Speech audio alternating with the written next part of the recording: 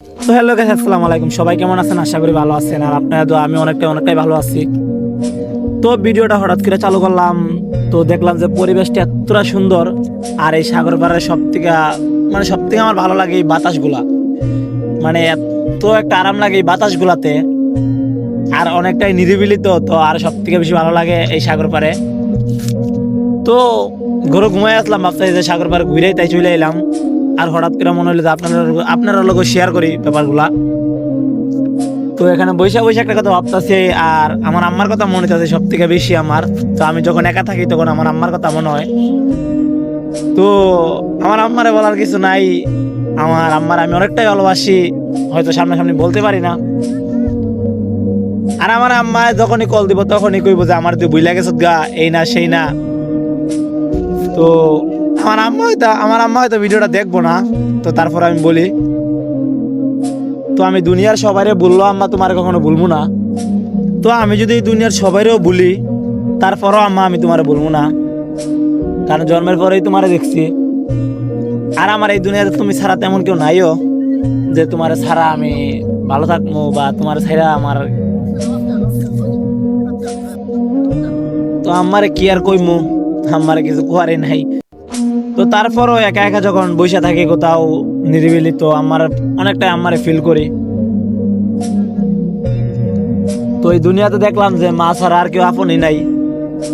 আমার আজকে একটা অসুখ হইলো, আমার আম্মার যদি আমি কিন্তু আমার আম্মার থেকে অনেকটা দূরে আছি, তারপরও যদি আমার একটা কিচ্ছু হয়, আম্মার যদি খালি বলি যে আমার এই জিনিসটা হইছে, আমার এই জিনিসটা হইছে, তো হয়তো আয়া পড়তো আর নাহলে টাকা পাঠাইতো, দুইটাতে একটা করতো।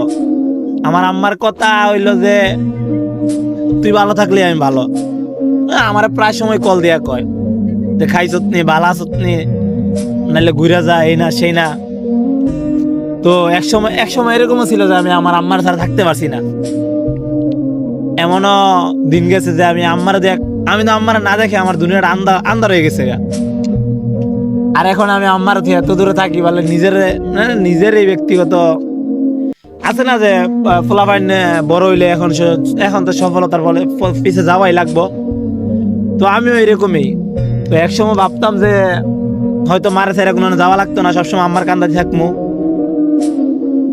আর এখন ভাবতেছি যে আম্মারে ছাড়া তো দুনিয়াটা ঘুরে লাগতেছি। তো আমার আর কিছু বলার নাই।